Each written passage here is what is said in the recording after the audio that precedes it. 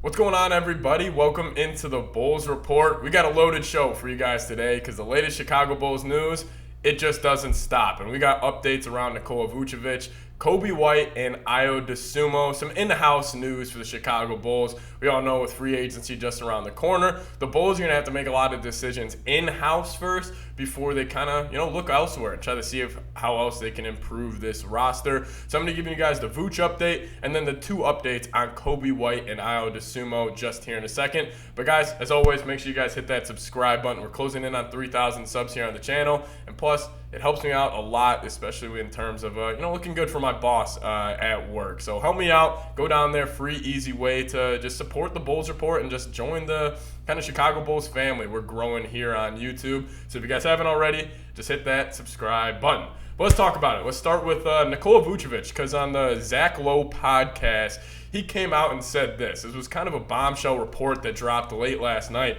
He said, "I've heard the Chicago Bulls are hoping to get Nikola Vucevic back at a deal that won't make their fans vomit. I might end up throwing up anyways." He says, like 3 years for $55 million, or 3 for $60, or 3 for $65. So it seems like the Bulls are kind of in the camp of giving Vooch anywhere between 19 and about 22 million of average annual salary. And I'm honestly okay with this. I've been in the camp that I think the Bulls need to move off Vooch. Vooch, offensively on that side of the floor, he's a walking double-double. I mean, we know this. He'll roll out of bed and get you 17 and 11 like he's done for the past 3 seasons. But it always goes back to the point with Vooch. Defensively, he is one of the worst defensive bigs in the NBA. And when it comes to playoff basketball, we all know how important pick-and-roll defense is.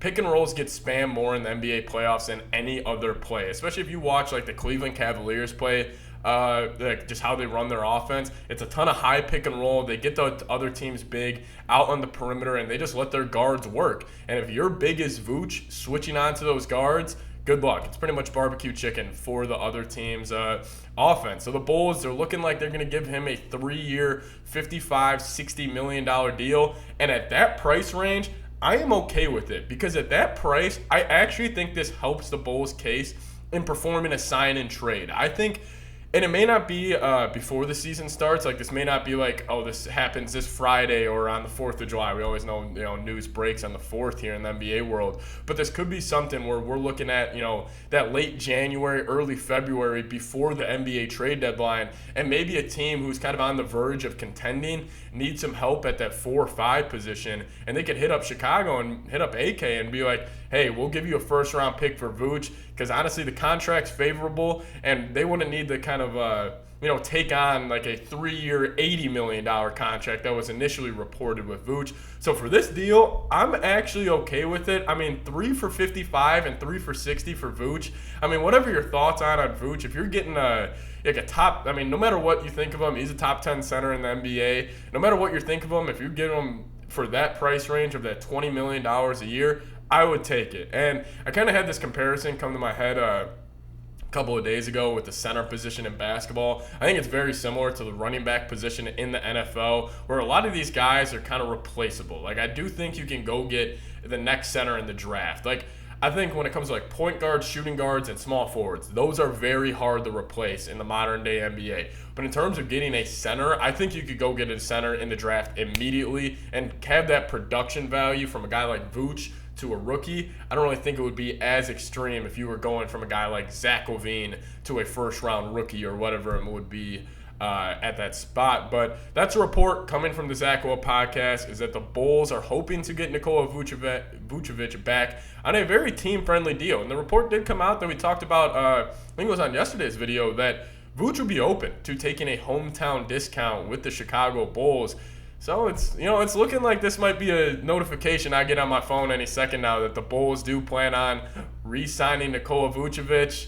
So I guess the big man, he's going to be coming back to the Windy City. But I ask you guys in the comment section, should the Bulls re-sign Vooch? You're AK. Let's just say we'll toss out the first contract offer Zach will throw out there.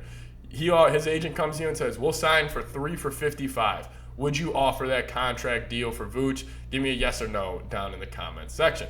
But now the more news on the in-house guys, Ayo Dosunmu and Coby White.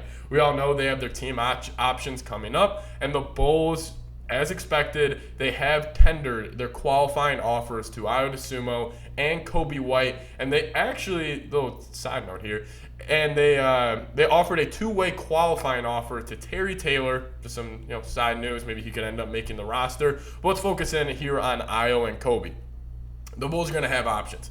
They're going to have the options to bring either of them back. They could bring one of them back. They could bring neither of them back. I do expect, my gut's telling me the Bulls will bring both of them back, and I would hope they would. I don't think this is a thing where the Bulls should let either of these guys walk. I feel like this is a situation where you let Coby White go, even though he hasn't lived up to the top 10 pick that he was in the NBA draft. If you let him go, I feel like he'll pop somewhere else. I always felt like Coby White's potential in the league, in that kind of combo scoring guard archetype, is he could be somebody like a Tyrese Maxey. He could be kind of like an Emmanuel Quickly, or like those typical six-man scoring guards when they come off the bench where, yeah, some games they'll give you a clunker and they'll go 3 of 12 and just, put up 9 points, and you're like, that is the most inefficient 9 points I've ever seen. But then on the opposite end of that kind of spectrum of their game, they could go give you a game where they give you 35 and they're shooting 18 of 22 or whatever it may be,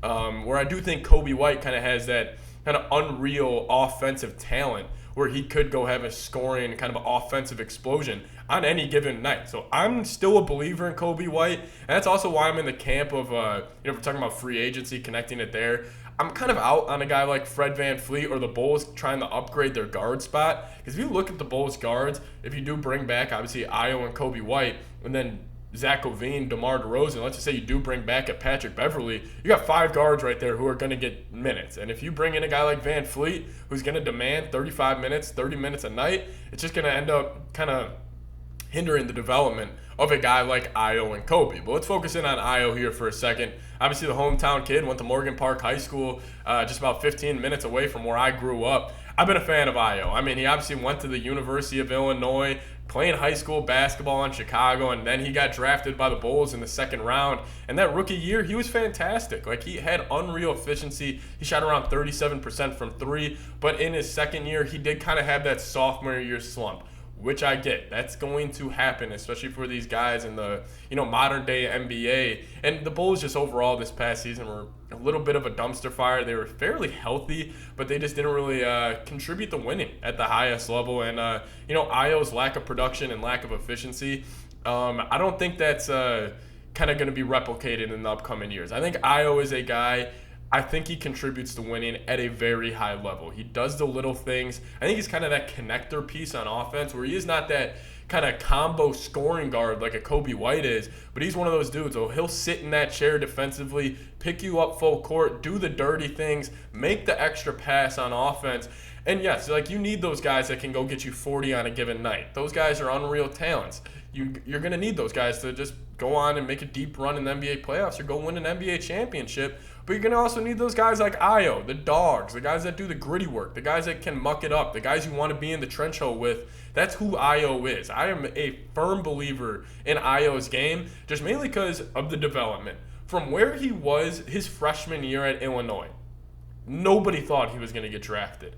That second year, he took a massive step up, and he ended up being a second-round pick in the NBA draft, where him coming out of high school, he probably thought, yeah, I have an outside chance to make it to the NBA, and now he's rocking the Bulls, and he's playing for his hometown team. A little bit is the sentimental factor of this and the nostalgic factor that I'm always a sucker for, but I do think it plays into these guys having that extra motivation in their offseason. I mean, I can imagine it.